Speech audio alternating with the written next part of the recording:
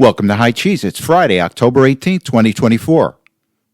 And I want to get into the Kamala Harris Fox interview a little later. But right now I want to talk about something that's extremely important. And that's go out and vote now. Early voting. Now, I know early on some people had said, oh, you don't want to early vote. This is what the Democrats want. But it's extremely important today that Republicans come out early and vote. Now, what this does, it prevents the Democrats from mucking up the Election Day process because they're desperate. They'll do anything to win. They know that Kamala Harris is not going to win this election under normal circumstances. And they're desperate. And they will do anything to screw up the Election Day process if they know that Donald Trump's voters will only come out on Election Day. And we have to avoid that. And we have to do our part, and this is what our part is. We have to come out and vote early. Donald Trump has done everything possible to save this country, and now it's our turn. He's taken a bullet for this country. He's had unnecessary lawfare thrown against him. He's got some crazy judge in New York that's trying to bankrupt him. And now it's our turn. And I've heard this before. The cavalry's not coming. It's not coming to save us. We're the cavalry. We have to do it ourselves. Donald Trump has done everything that he can do. And now it's our turn. And that means getting out and voting early. And Donald Trump is on board with this. And with that said, I want to go to a clip. And he's talking about early voting in Georgia. So let's go to this clip and then we'll come back and discuss. Early mail-in voting in your state is now underway, and early in-person is underway. But I'll tell you what, I'm hearing very good things now. It hasn't been going on too long, but we're seeing numbers. They're saying, wow, those are big numbers. So, in fact, they set a record for the number of ballots today, right? Right? So if you have a ballot, return it immediately. If not, go tomorrow as soon as you can. Go to the polls and vote. Then, for the next 21 days, get everyone you know to get out and vote. We don't want to take a chance. We can't lose this country. And Trump here is talking about Georgia, where there is a record number of early voting taking place down in Georgia. And early reports are telling us that about 60% of those early voters are coming from Republican-controlled districts. Now, let me read an article here, and this is from The Hill. And the headline says, Trump edges out Harris with early voters in battleground states. It says here, former President Trump has a slight edge over Vice President Harris with early voters in battleground states, new polling shows. A Harvard Caps Harris poll found 48% of voters who said they would cast their ballots early in critical swing states picked Trump, while 47% sided with Harris. Another 5% of respondents said they went with another choice or had not yet voted. Trump's swing state strategy is paying off, said Mark Penn, co-director of the poll. Among all voters in key swing states, Trump was up 2 points, with 48% support to Harris's 46%, the survey shows. Down in Virginia, it's being reported that early voting from Democrat districts is down, while districts that have supported Donald Trump is up. Let me read a report here. This is from CNN. And they're talking about early voting in North Carolina, which was devastated by the hurricane. It says here, CNN visited several western North Carolina sites, a disaster zone after the storm, where determined residents were even driving ATVs and trucks through debris to reach voting sites. So you're telling me that these people that were devastated by a hurricane in North Carolina are driving ATVs and trucks through debris so they can vote early?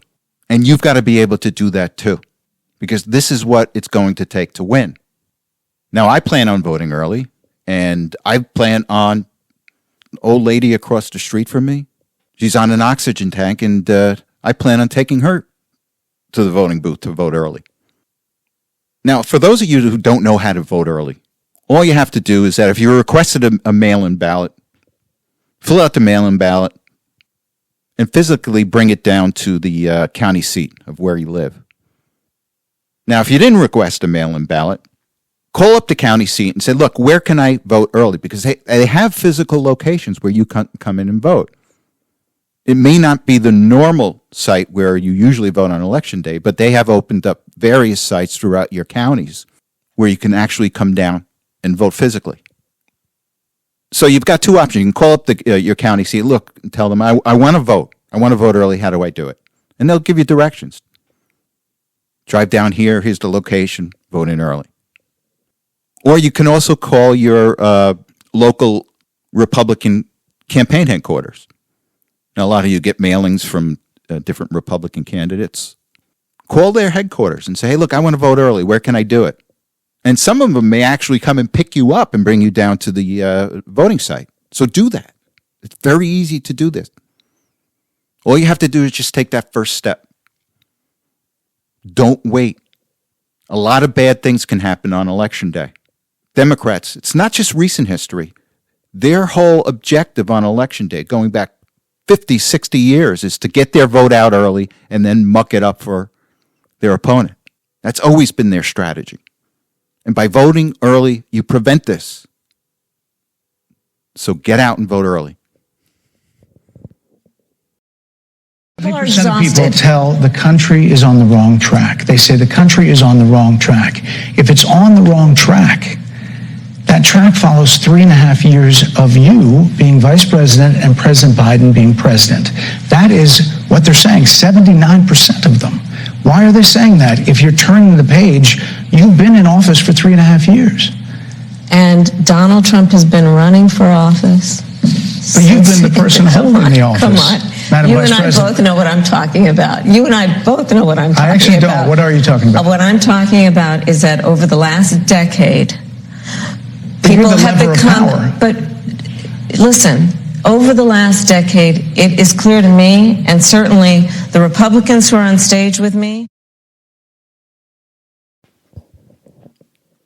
And this was just indicative of the disaster interview for Kamala Harris. And quite frankly, this may have cost her the election or put the nail in the coffin for her election. And I give kudos to Bret Baier. He actually asked the right question. These are questions that no one has ever asked her because she's been protected by the media and her campaign. But to me, it just shows us that she is just a vapid candidate that really does not grasp anything.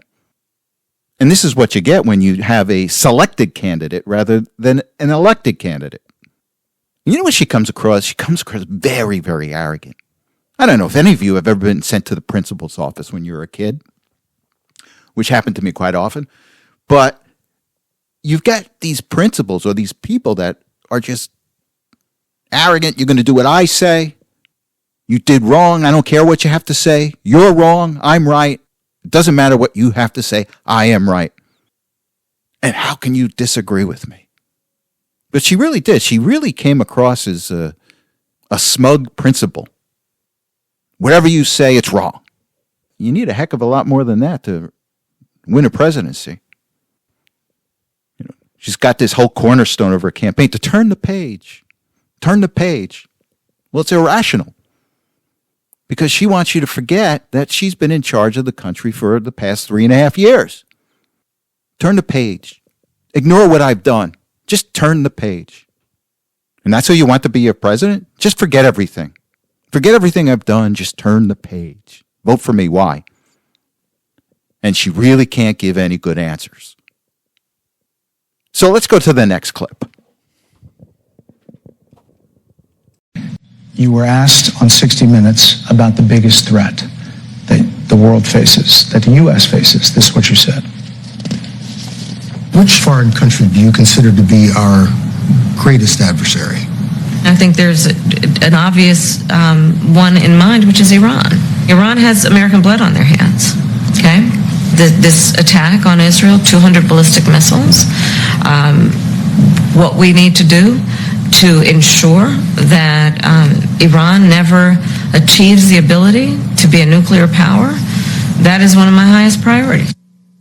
A number of experts thought you would say China. The FBI director had said that. But you said Iran. If that's the case, what do you say to critics? Iran? She clearly doesn't get it.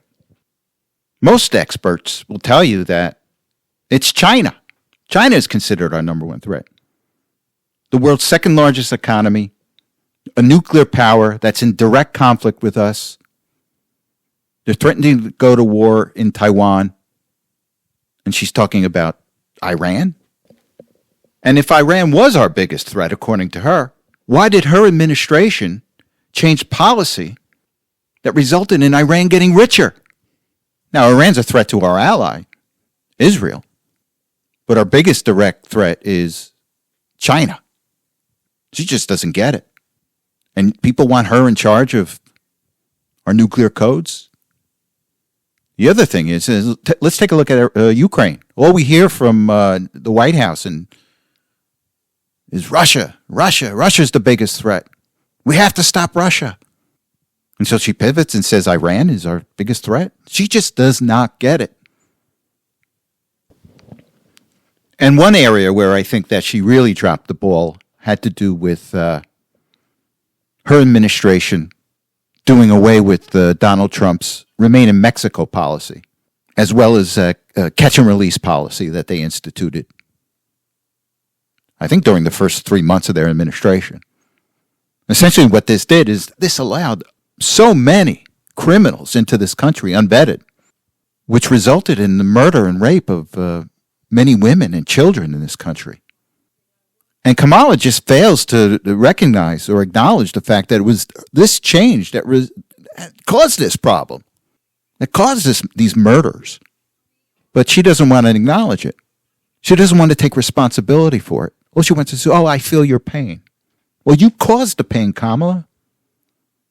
So let's go to this clip and then we'll come back and discuss.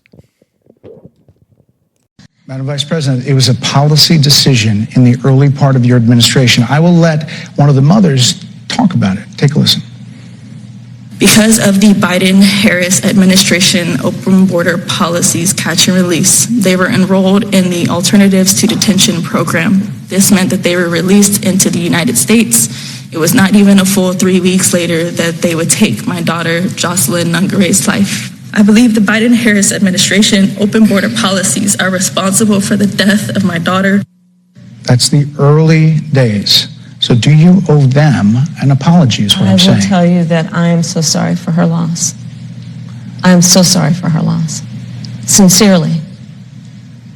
But let's talk about what is happening right now with an individual who does not want to participate in solutions. Let's talk about that as well. But do you want to answer in all fairness, I told you I feel awful for what she and her family have experienced. During that time, you said... And she just doesn't want to take responsibility. Jocelyn Nungare would have been alive if it wasn't for Kamala Harris's border policies. She wants to go on and blame Donald Trump. And really, she missed the boat here. She really should have just come out and said, look, I'm sorry. We made a mistake. But she can't do that because the average Americans are expendable. Jocelyn Nungare is just a flyover country to Kamala Harris. I feel so sorry that she died, but it's part of our policy. And I just want to finish up this interview with Kamala gets a little unhinged here. And she's talking about, and she falls back on this whole Democrat narrative that Donald Trump is a threat to democracy. Donald Trump is going to lock people up. And she goes on this riffing, but she's really, you can tell she's really getting unhinged here. So let's go to the clip.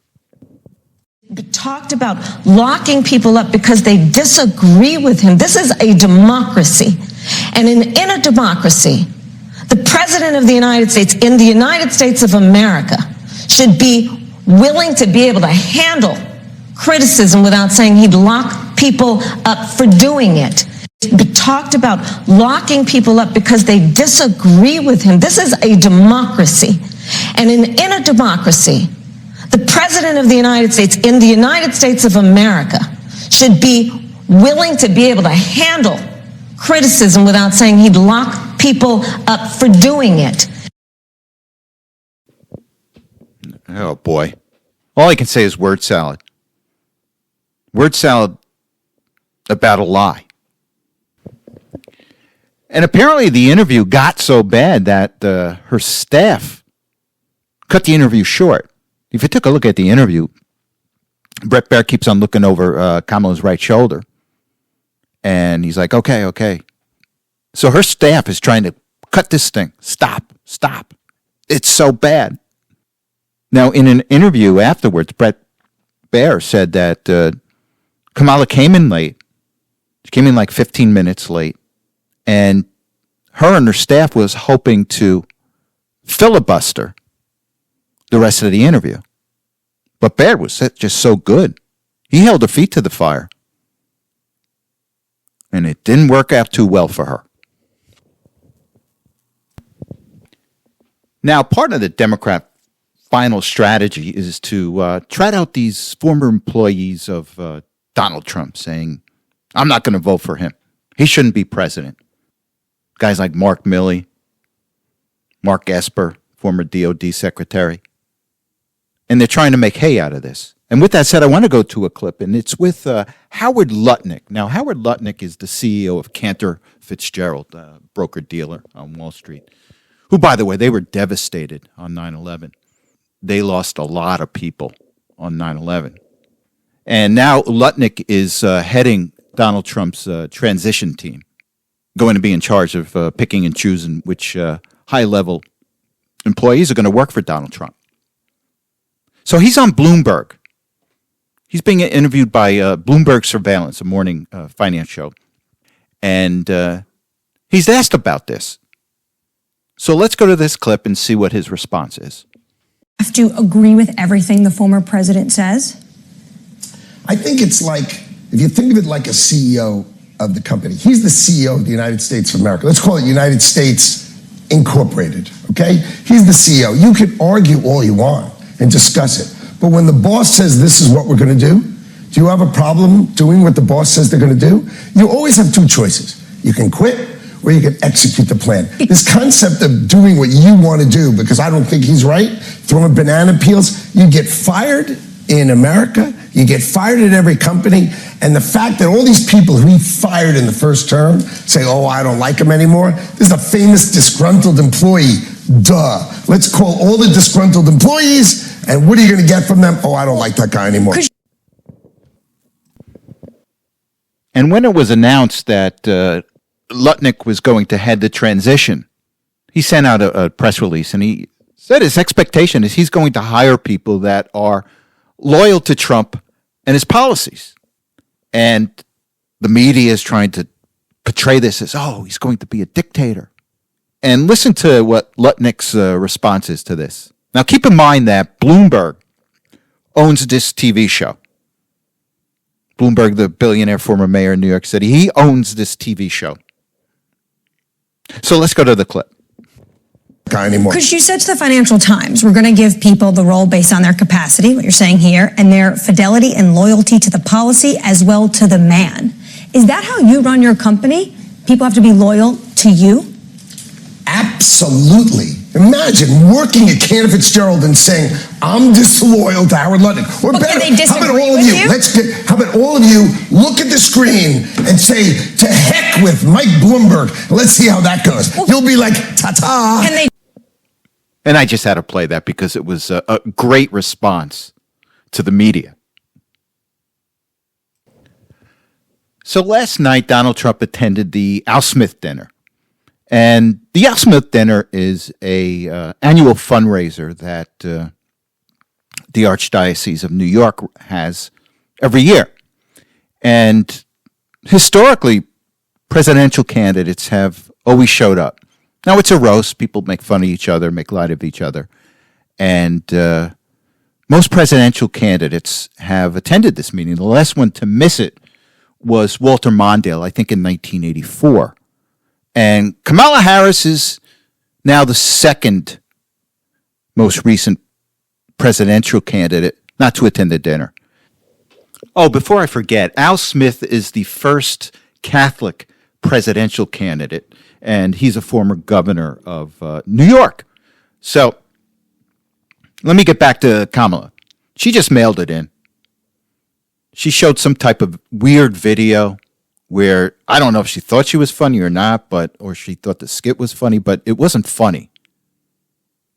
But she mailed it in, and you shouldn't be surprised because there really is an anti-Christian bent to the Democrat Party right now. The people that have taken over the Democrat Party are anti-Christian, and for some reason, they're very anti-Catholic. Remember Governor Whitmer last week mocking the Eucharist? The top Democrat governor mocking the Eucharist? Well, we shouldn't be surprised when Kamala Harris doesn't attend the Al Smith dinner. But Donald Trump was there.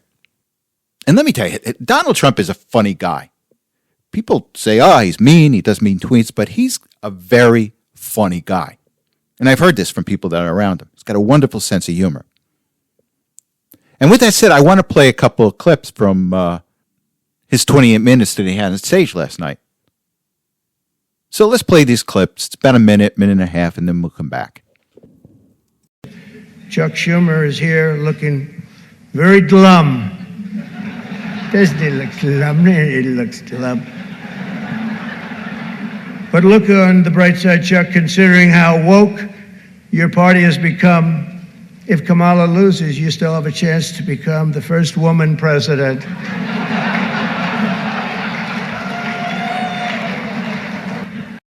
There's a group called White Dudes for Harris. Have you seen this? White Dudes for Harris. Anybody know? Are some of you here? White Dudes for Harris? Doesn't sound like it. But I'm not worried about them at all because their wives and their wives' lovers are all voting for me. And as you may have seen, Kamala did an interview on Fox News yesterday. It went so poorly for her that the Democrats have been forced to install another 100 drop boxes throughout the city. I guess I just don't see the point of taking shots at myself when other people have been shooting at me for a hell of a long time and they shoot at. But unfortunately, Governor Walz isn't here himself, but don't worry, he'll say that he was. He's going to say he was.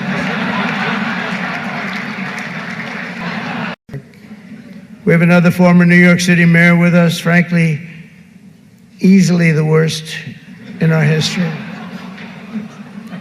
And it's not Michael, that I can tell you. I'm surprised that Bill de Blasio was actually able to make it tonight, to be honest. He was a terrible mayor. He was a terrible mayor. He did a horrible job. That's not comedy, by the way, that's fact. But unlike the rest of New York, at least Bill doesn't have to worry about the criminals. They owe him big. He let them get away with a lot of stuff. Hey, you think this is easy standing up here and doing this? In front of half a room that hates my guts and the other half loves me? All right. Well, thanks for listening. You have a good week, and I will talk to you next Saturday. And remember, vote early.